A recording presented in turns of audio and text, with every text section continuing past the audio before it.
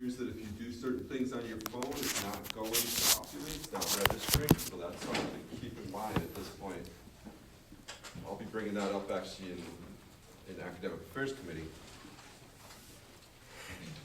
That there were clearly people who watched videos in here on their phone, and it didn't register to my populate for time tracking, which makes it look like you didn't do it. I'm not sure what the setting or purpose or why that happened, but something for you guys to be aware of. Most of you do things on phones that might not even be clicking into populate the right way, so be aware of that. All right, I'm gonna do attendance here. Bella, I see Bella, oh, seeing Bella, okay. Am I seeing Noah? Noah around? All right. Marlissa is back there, okay. Dylan? I'm seeing Dylan. Okay, Bella's here.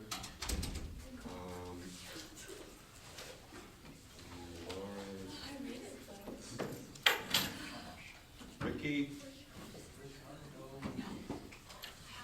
Okay, just a couple people, so if they're your friends, maybe you should run them down and get a hold of them, or drag them out of bed, or encourage them to participate in what God's called them to do, something like that. So we're going to get started here. So today we're going over the guy from your textbook we started last time, Scott Ray. So we're going over his systems.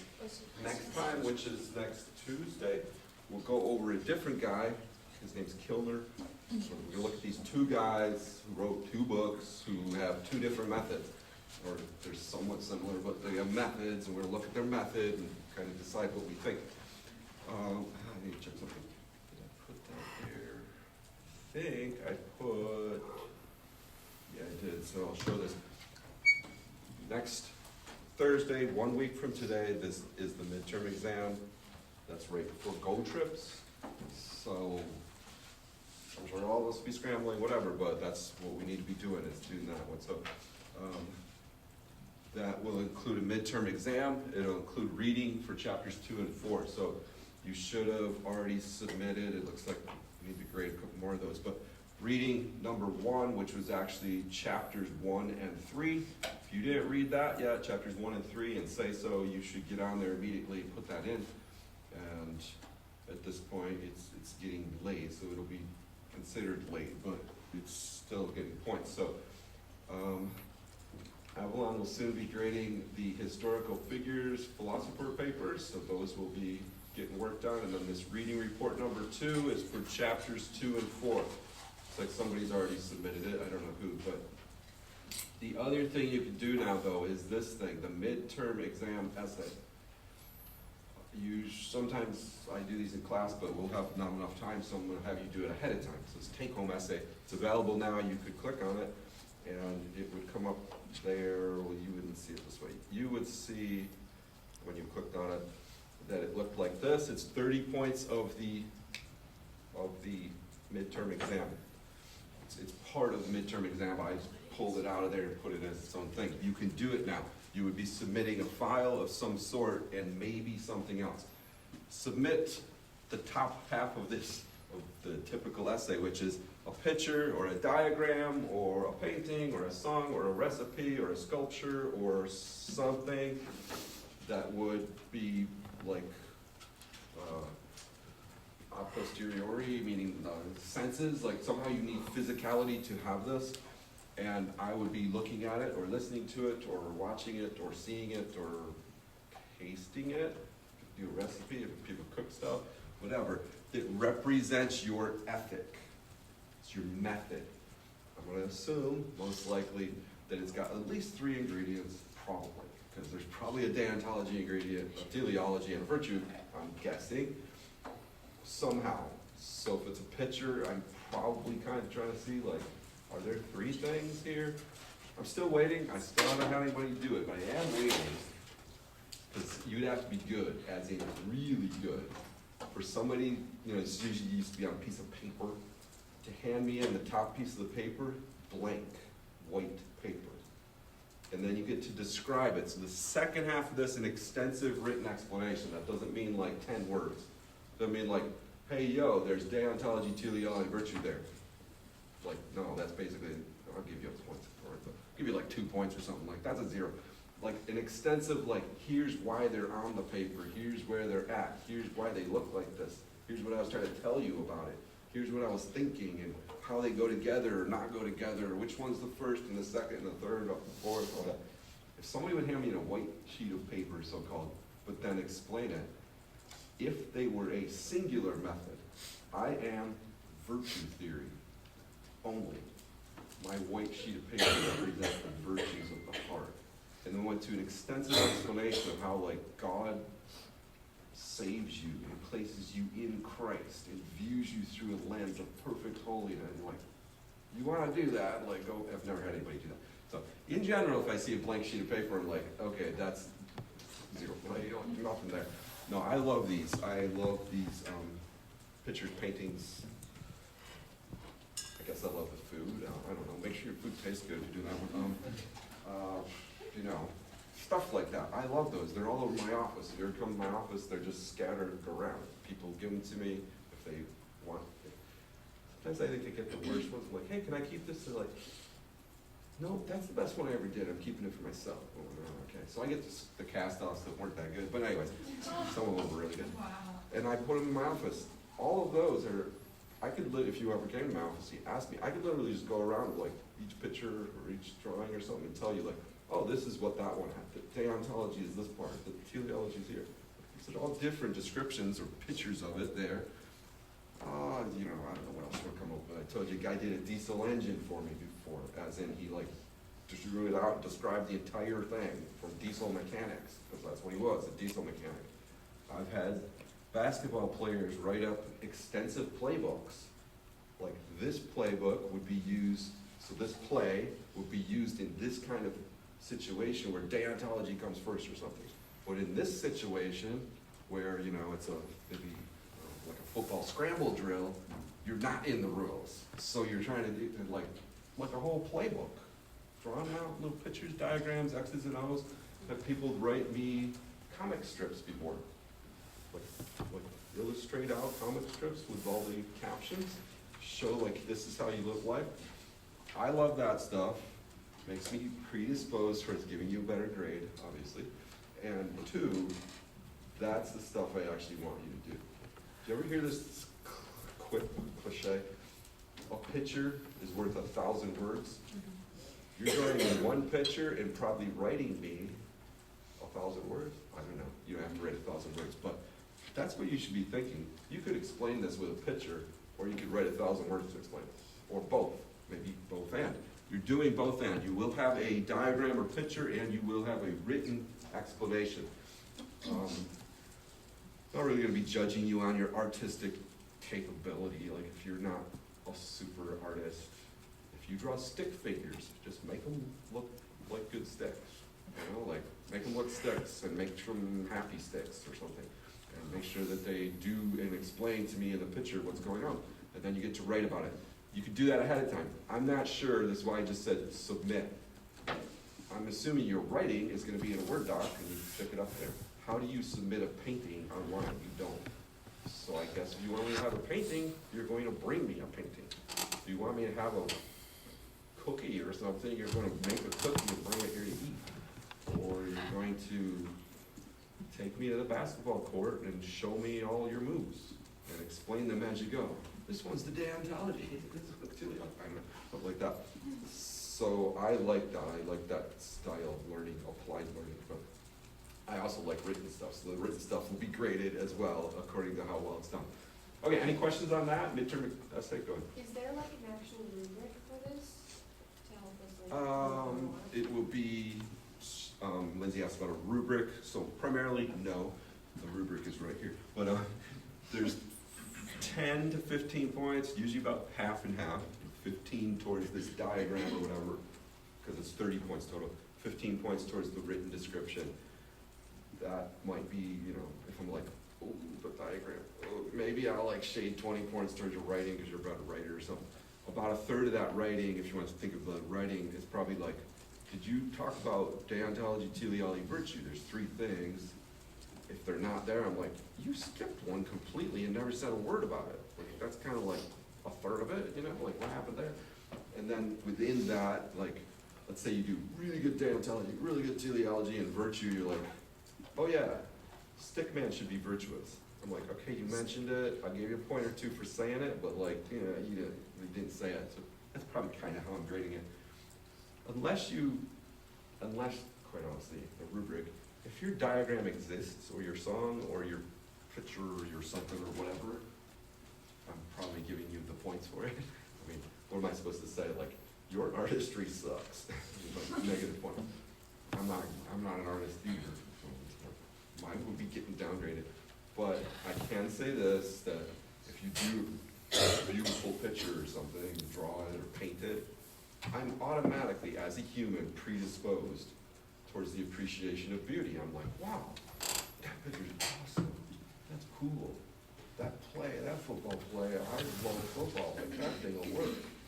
That predisposes you towards a better grade, so it's a little bit of effort. Like, did you try? Did you do a good job of drawing this or not? So that's kind of the rubric, ultimately. It's in my head. And did you bring that up for a reason, Lindsay, or anything, or just wanted to know? I was just at this conference and we talked about rubrics and stuff. Rubrics are cool. They're good. There was a bunch of people. That's a family back when they were little. There's a little Theo right there, hiking around. And even the smaller Ryan. Okay. Now it won't exit. Okay, there we go. The rubrics, because this has come up, and it's actually come up in ethics class in the other section. Is academics objective? What ethic method does academics abide by in class? Am I virtuous and I want you to come out virtuous, and that's all I'm grading you on your virtue, ultimately. By the end of the course, like, your heart becomes good. Am I grading you based on, you kind of asked, like, a rubric? Is there a set of rules that actually are boundaries to what you're going to do for a grade? That'd be like deontology. And I kind of just sort of like, there's a fuzzy set of rules. They aren't not rules, but they're not necessarily, some cross post rubrics and stuff. And the rubrics in my brain, I want to think of it that way. Or maybe it's teleology. Listen, I just care that you guys learn. If you come out learning, you get better stuff. Like, that's something to be asked. And I don't think that there is a determined ethic for teaching or for, academics. You have to, this is just extra, I'm just telling you this, so you can survive in this world. You need to figure out each prof, or each person, or each company, or each boss, like, what do they think? Are they like a rule-driven deontologist? They're like, Lindsay, you stink, what do you do this for? There was a rubric. You're like, okay, well, I better live up to that rubric, because that's what they care about. If you have another prof, they're like, could you just tell me what you've learned this semester? And the more you learn, they're just happier and happier, and they're like, you deserve an A. You're like, I did fail your midterm, remember? They're like, I don't. You learned. Makes me happy. That was the goal. And you'll get profs. You occasionally get profs around here who do this, because I hang with the profs. They're like, occasionally I just ask the student, what grade do they want? And I give it to them. There's one prof who, if you ask him for a specific grade, his policy, his deontology is, he will give you that grade. If you know enough to ask him, he'll do it. He's a little bit like, you can't be a lame, right? Like, but because he's teleological. So he's like, the goal I have is that they want to learn, that they want it. And so if they're willing to go and get involved to ask for it, that's what I wanted in the first place. Then there's others that are virtue theory, which is what you all appeal to when something happens and you're hoping Dean Aiden is virtue. Like, my heart is really good. I swear to you, my heart is in the right spot, even as my grades aren't. You need to figure that out. That's something that you navigate in life, professionally, if you want to call it, or politically. Okay, we're gonna be looking here at Scott Ray, which we started last time. We're gonna pray. And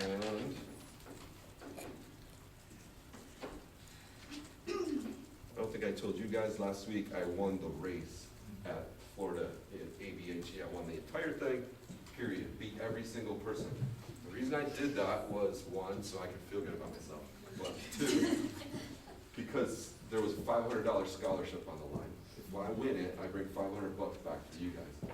So it comes down to two of us. There's me and like this 40-year-old guy at mile, I guess 3/4 of the way through, or probably even more like 7/8 of the way through. I had planned, I had like an entire strategy. I've been out there like 3 times ahead of time during the days, like checking out the course and figuring out where it was. I knew there was a turn, it goes uphill a little bit. So I can like, this is be my chance to demoralize somebody. He and I are like together the whole race. He's a real runner too. He's got his watch. What pace you want? Let's set it. I was like, okay.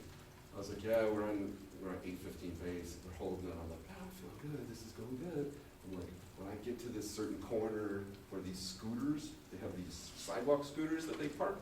I'm like, when I hit the scooters, that's where my strategy is to hit the afterburners. Just before that, I'm like, well, dude, look, we're running just along the sidewalk. I'm like, hey, looks like it's you and me. He's like, yeah, let's bring it through the end. I'm like, dude, $500 on the line. He's like, yeah, it's awesome. I hit it right there. He took off, smoked it up the hill, and he's just like, sucker, he never came back. So I got $500 for you guys. We're gonna split it, half for a guy, half for a girl, and then I'm supposed to figure out what the rules are for that or something to get it. The president, not our president, the president of ABHE, who was talking to me afterwards, because he's a runner. That's why the race exists. I helped get this race started 2 years ago. Actually, 2 years ago, I guess. Yeah, it'd be 2 years ago. Anyways, he's talking to me. He's like, I was like, what do you want me to do for the scholarship? Like, call it ABHE? Or he's like, you can do whatever you want. He's like, you know what? You can just pocket the cash. I don't care. I was like, I don't know about that. So I'll do the scholarship. So all that to say, you'll be getting $500. That's what I did in Florida. Everybody thinks I was sitting around the pool. Which, you might have known that too, but anyways, let's pray together. That's what everybody was doing last week at ABHE, except that it was colder there, or as cold there as it was here. The race was 39 degrees. Okay, it's just like North Dakota. All right, anyways, let's pray. Dear Lord, we do thank you for today that we're here. I pray that we would learn today. It's our textbooks system. Next time it's a different book person's system. Their ethic, what's the method for all this? I pray that we'd understand it, and especially students would be writing this essay, like they're thinking through, like, do I want to do this one? Like, what am I doing with my own method? I pray that we'd all be able to clarify that and state it, write it down, including myself. Like, I have a certain diagram, I guess you might say, that I follow, and I pray that we would know it, like it would get in our heads and our hearts so that we can actually follow it. Hopefully we haven't been taking the course for no reason. Like, this is what we're trying to learn. Pray that we'd learn it, we'd play off of these two guys we'll be looking at in the next couple of days, and understand better what a good ethic, or a good or bad, I guess, what an ethic can look like. Be with us in class, help us have a good time. In Jesus' name we pray, amen. Okay, here's Scott Ray, who's your textbook author of Moral Choices, now in 4th edition. This has changed, this is 4th edition.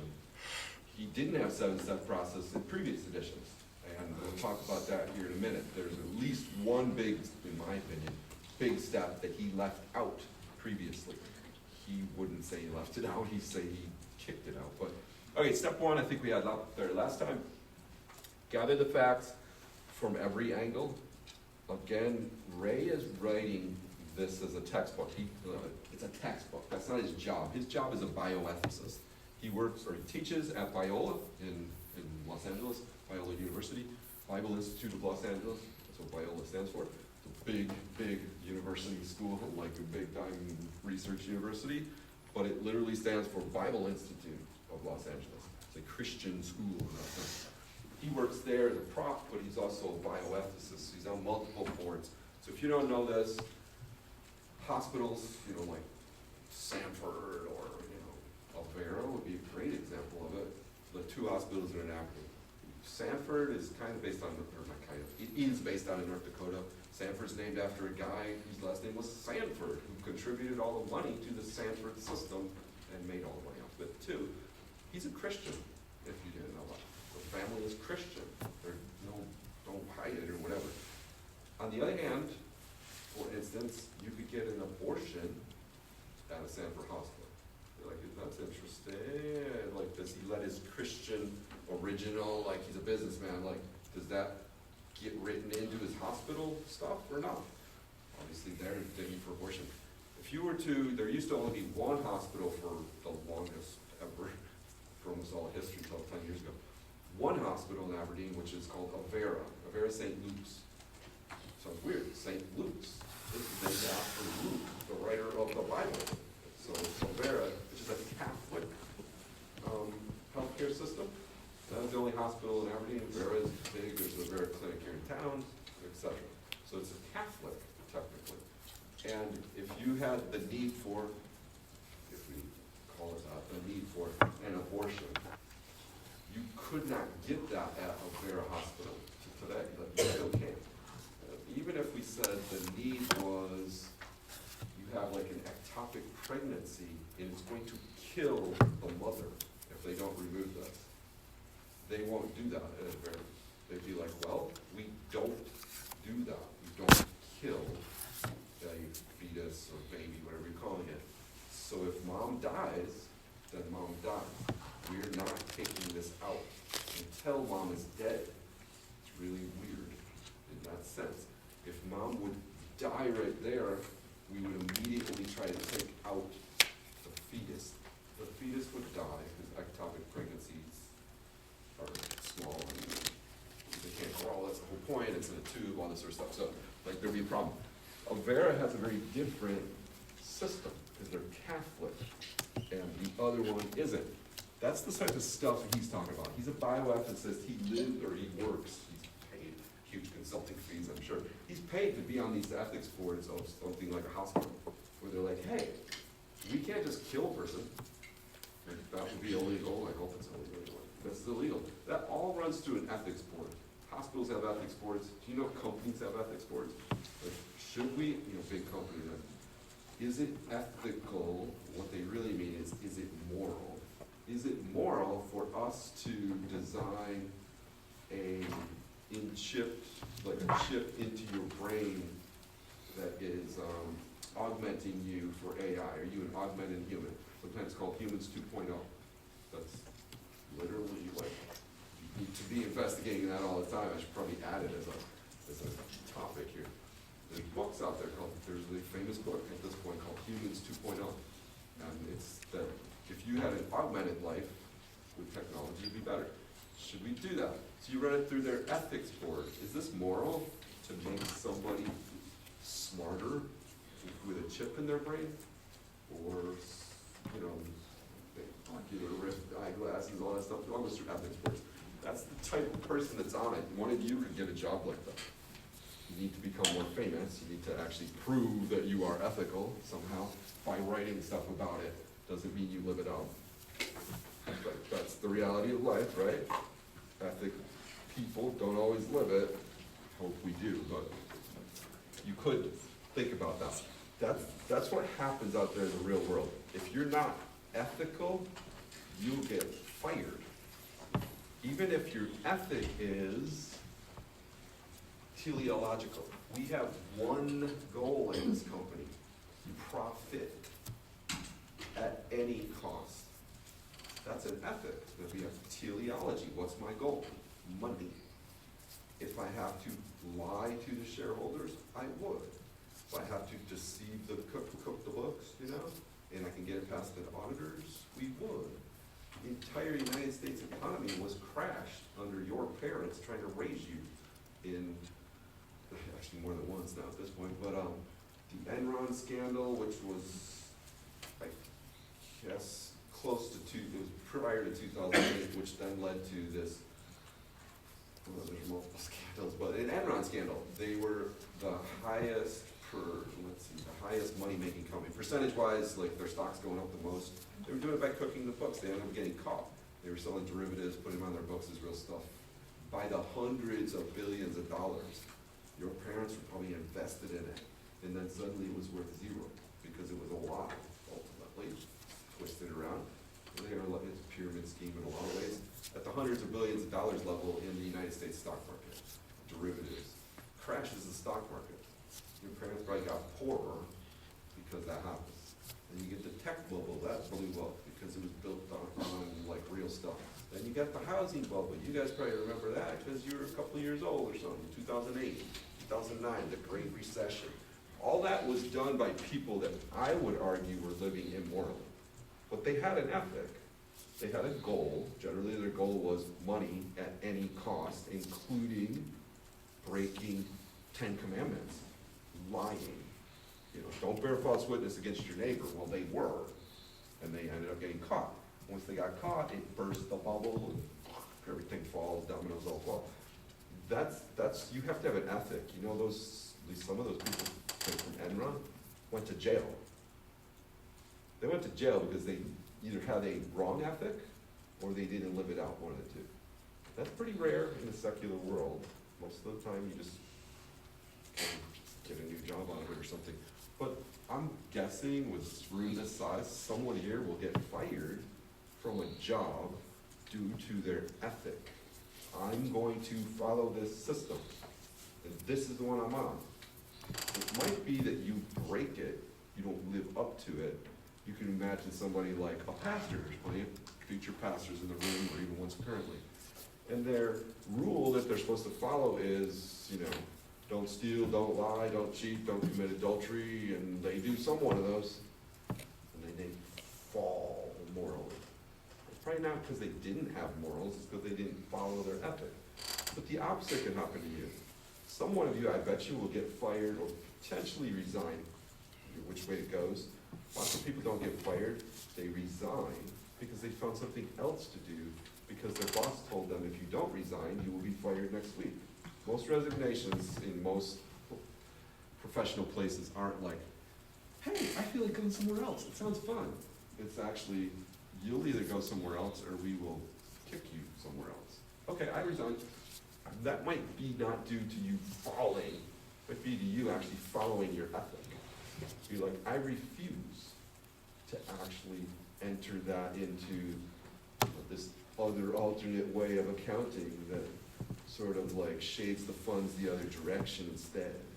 And you're like, no, I live by a deontology ethic that says that's wrong. I won't do it. We're like, that's what we do here. If you don't do it, it's kind of strange. Some of you might be in other positions within, say, ministry stuff. Maybe you're lead pastor of the growingest, biggest happening in this church, and the whole thing is like, hey, make sure that you hold a youth rally next Friday. You're like, I have it on my time, and like, well, we don't really care about your time anyways, but make sure you get like 100 kids here. And if you don't get 100 kids here, just go out and take all the kids you do get and like run down to the high school football game, tell them all to talk to a friend, and count it as 100 people that came to the youth rally. You're like, what is that? That sounds like shady. And they're like, we're trying to report to the ACMR, which is the yearly report, that we had the growingest youth group in the state and maybe in the country. And we need like 100 more people on the thing. So do it.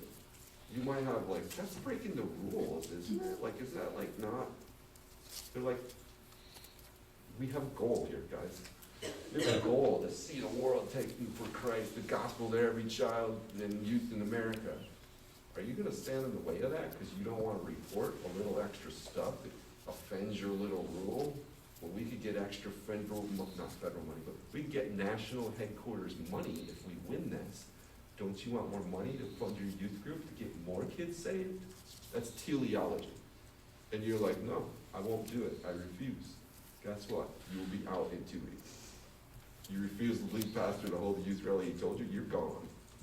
And you're like, I got fired for being good. You need to know your ethic because you're hopefully going to live your life on your ethic. And it could be at times life or death.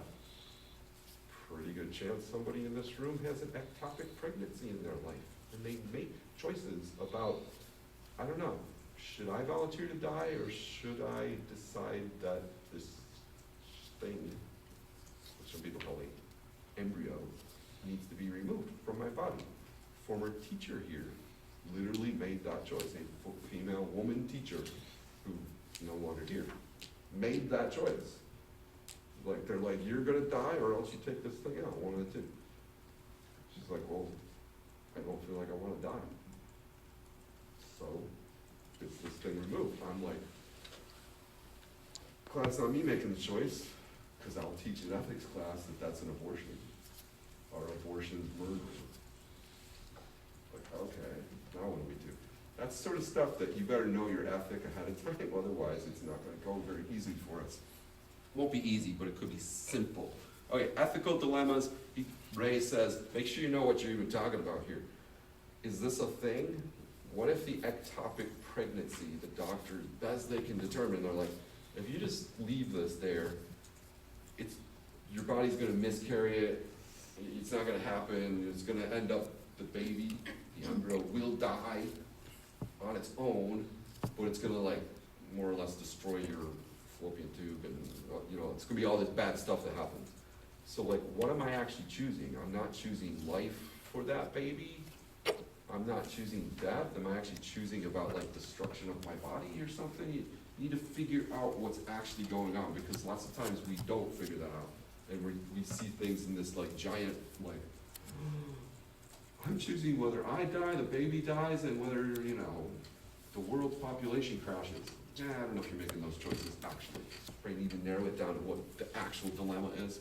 Is it deontological, teleological, virtuous? Okay, step number 3. This is Ray's method or ethic. Start with the rules. Which principles? So principles, rules, laws. Should we go with that? Deontology.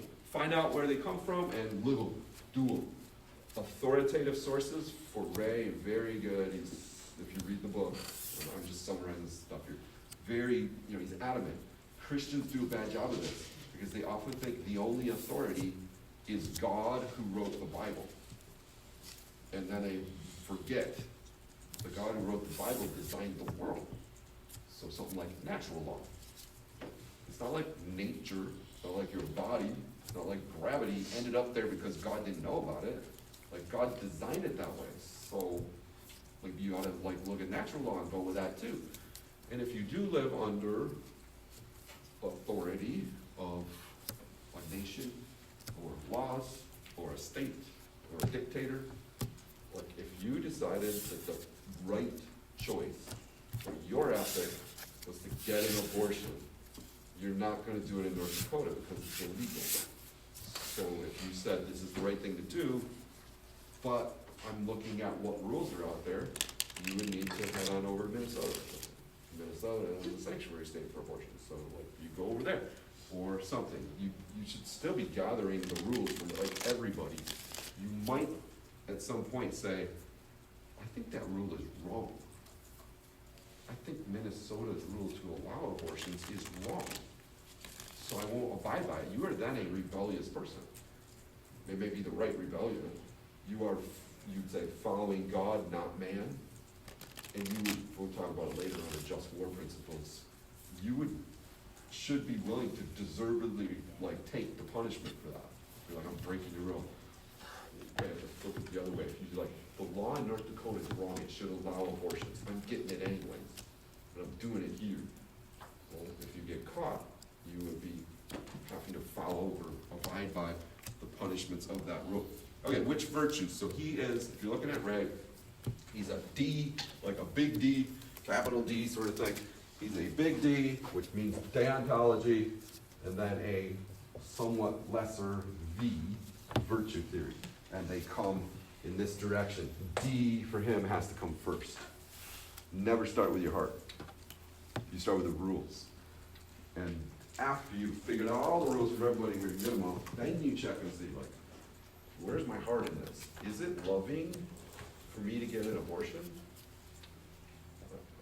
I'm going to hope you say no.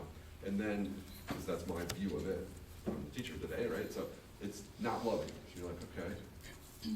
Is it loving for me to maintain this ectopic pregnancy, which is going to destroy a portion of my body, at least, potentially threaten my own life, and end up with a dead baby, which is dead embryo anyways. Is that loving? You're like, I'm not a woman, so I don't have ovaries and all this, but I have a wife, I'd be like,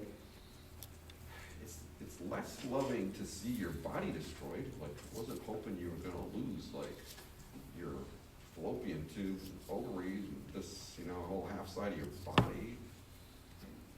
That doesn't seem loving, and they don't ever really want you to hurt yourself. Like, what's up with that? And you start saying, like, oh, virtues, like, which ones are there? Which ones bear on this situation or not? Okay, from there, he goes, it's somewhat a redundancy or quality control, quality assurance. Hey, maybe you should go back through it. Maybe you didn't think of all that could happen. List alternatives for all of them. One, I'm sure, using the illustration I'm kind of using this morning, an ectopic pregnancy, would be, we can pray, Don't we believe in miracles? Don't we believe in healing? Maybe we should kick in some more people here. Maybe we should get the elders of the church here. Maybe we should get anointing oil. Maybe we should get a prayer chain going. Maybe we should go after this and try to see if God could heal it. He can do a miracle, which he could.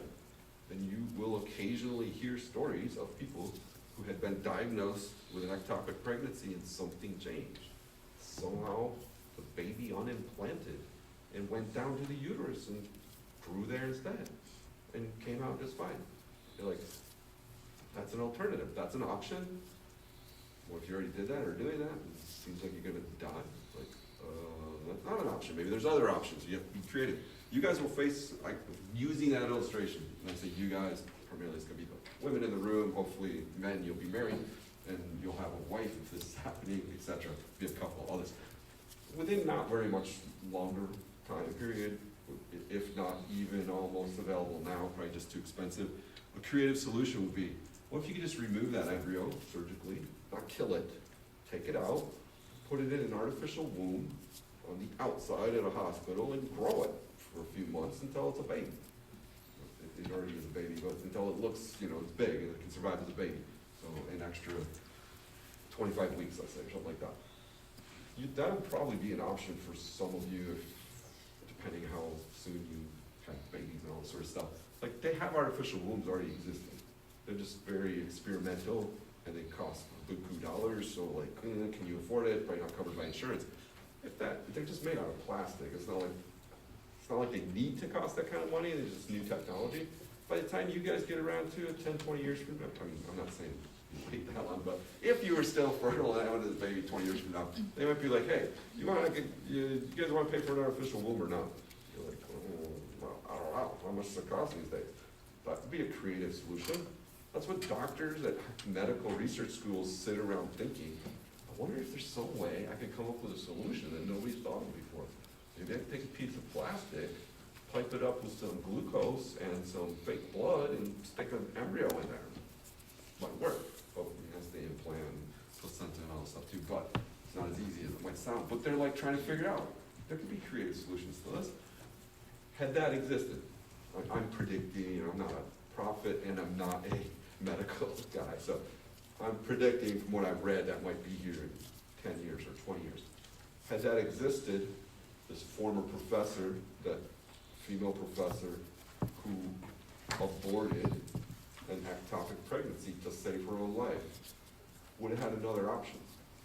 Hey, if you could fundraise enough to pay off the extra cash, you could put this in the artificial womb, you could have had a baby. Because they had trouble having children too.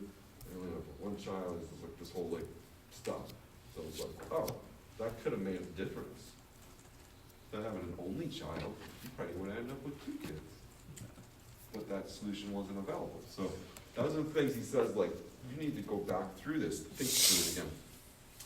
Weigh out the alternatives. He's only weighing out these alternatives primarily. Quite honestly, if you've read Ray so far, he's very much deontology. You're pretty much kind of weighing out the rules and how to keep them. I don't want to kill a child, it's wrong. What can I do? I'm weighing it out to try to figure out something else that I could do with it. He's not a whole lot saying could you have more love in your heart for your baby? I mean, I hope you can't, actually, because I hope you already love it. You're like, okay, I'm already full of love for it, I don't really need more virtue, but don't want to break any virtues. It's primarily geared around deontology, kind of going back through it. His steps 4 and 5 are like, go back through it, figure it out, weigh it again, see if you can do a different option, weigh that one again, kind of keep going around and around. Those are really good, I would think, very careful, very useful, especially if you sit on an ethics board. On the other hand, they're not as useful when you have 5 minutes to make a decision. You're like, I didn't think through the whole thing again. What can I think of that I didn't think of 2 minutes ago? I don't have time to think. It's very thinking based. He's not saying like, feel. Sit down and get in touch with your emotions and see how you feel these days. It's like, that's not what he's talking about. He's talking about how to keep the rules. Is there any other ways you could keep the rules? Any other creative ways to get around and through and with this to keep the rules? He's kind of assuming that virtues are going to go with this. What if one of you were to say, like, I figured out a way to not have the abortion maybe. Let's say you had the artificial option and like it could cost, you know, 50 grand and you're gonna get fundraised, I don't want to do it. But one of you were like, you know, my heart's just not feeling it. I don't really feel like I want this kid anymore anyway, so let's get an abortion and get it out of here. Well, I hope you would be like, that's a bad-hearted person. I feel like your virtues went down the drain. Ray is basically approaching this from a Christian perspective, which is, nobody would do that, would they? Nobody's heart's like that, I hope. But he doesn't have a whole lot of focus on virtue, even though he says he does. He's actually assuming you have it. Like, you're gonna love this kid if you could. He doesn't actually say, like, what about the people that are annoyed that they got pregnant over Christmas break? And they're mad about it, they're mad at themselves, they're mad at their boyfriend, they're mad at Trinity's rules, and they're mad at the world. And they come back to Trinity anyway. Like, some less virtue there, maybe their heart's not where it should be, and they end up getting an abortion. And they go on a go trip. And Dr. Ben and I sit there in person after supper, at a really nice supper we had, on a cruise ship. Because that's what we coordinated and do our go trip. It was awesome. It was a cruise go trip where we did humanitarian work on the daytimes and then slept on the cruise ship at night and ate really, really good food. After one of these really, really good food cruise ship suppers, sitting around like, oh, hey, everybody. And the girl's like, I got some issues I want to talk about. What are they? I had an abortion. We're like, the past is the past. God forgives you. Let, you know, let sleeping dogs lie or whatever. No, I had it over Christmas break. Or maybe it was actually, it might have been like the first week of school she came back, I don't know. We're on the go trip anyway. We're like, what did you just say?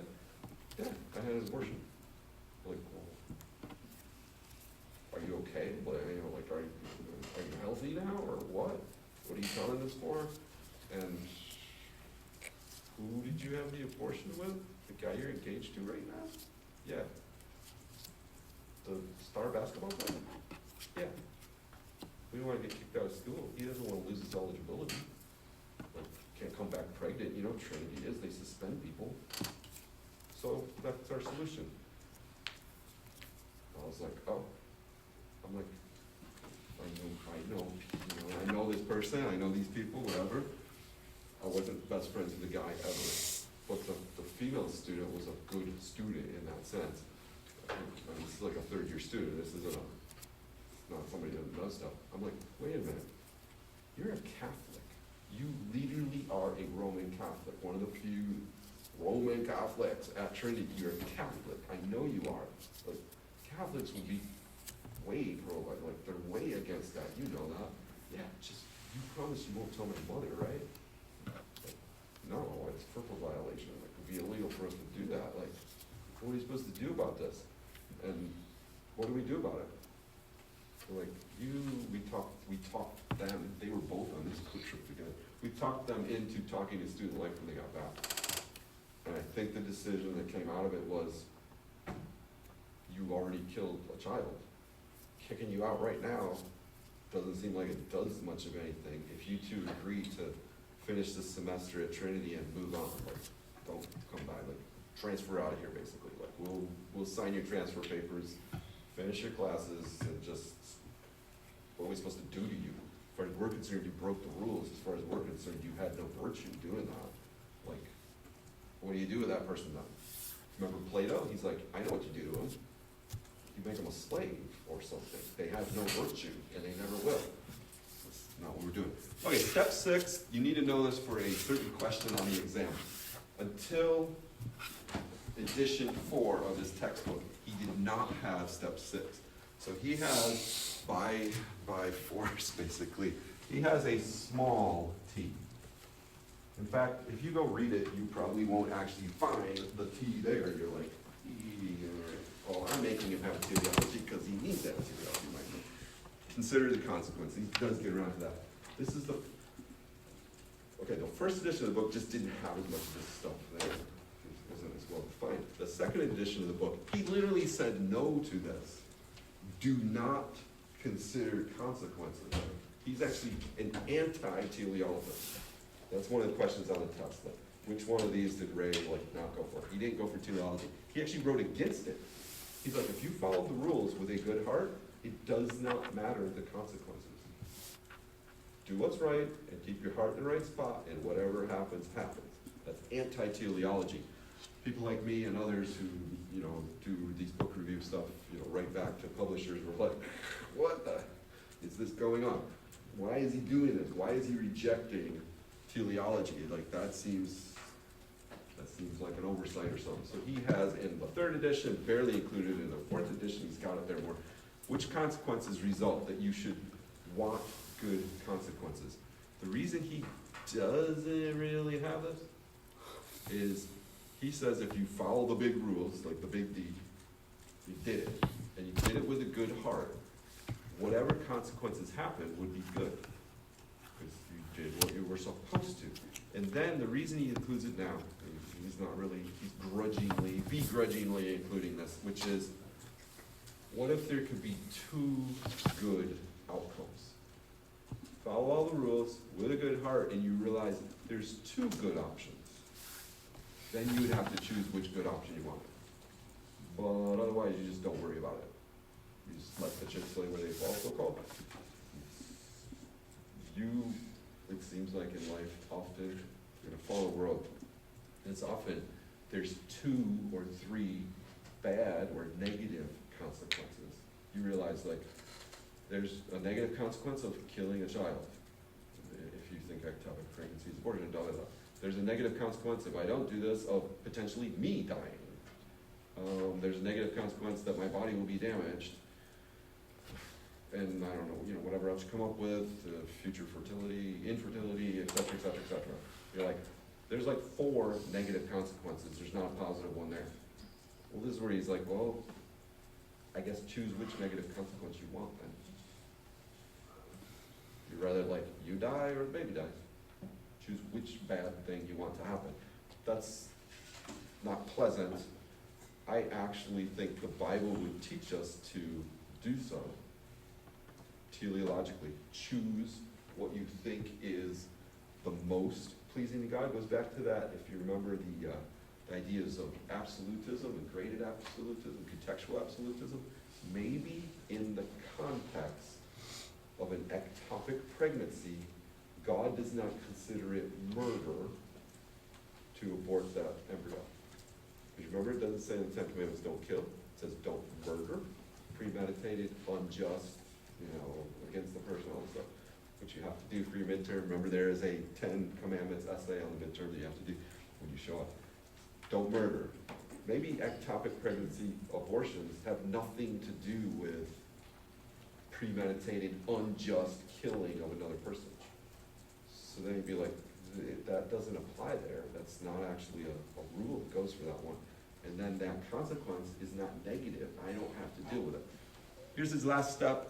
This is what many Christians and others, but talking about Christians, including many of you, fall down on. You don't make a choice. You go through a class like this, ethic class, methodology, you don't make a choice. You just wait for time. Time is your choice. Because you're doing it to avoid making the decision. Because decisions get made for you. You wait too long, you have a topic of pregnancy, things happen.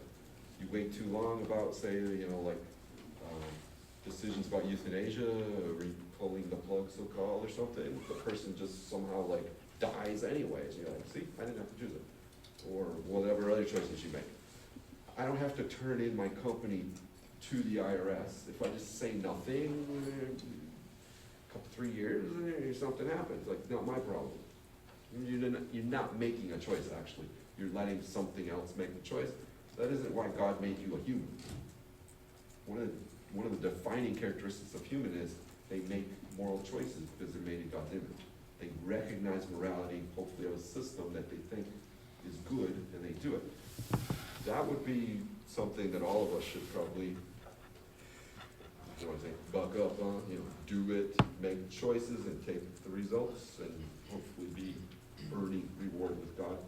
What I was gonna say is about that couple, for instance, the saddest thing to me personally, wasn't my kid, I'm not related to nothing. They took, because I used to teach this both fall and spring, they took fall ethics class with me. They just literally finished ethics class and then went and got into worship. I was like you passed ethics class. That's what I don't want for people. I don't want you doing that. Don't pass my ethics class somehow and then go purposely do an immoral, make an immoral choice based on offending the ethic you wrote the essay about. Because it freaked me out, right? I went back and found their essays, what did they say their ethic was? The guy who was a star basketball player, his ethic was teleology. I gave him a good grade for it. His ethic was I get certain ends to what I want, which is exactly what he did there. The female had a more complex ethic. She was much more disturbed and messed up by it, mentally and emotionally and stuff too. Okay, anyways, let's end there, and we will come back next time, look at a different guy.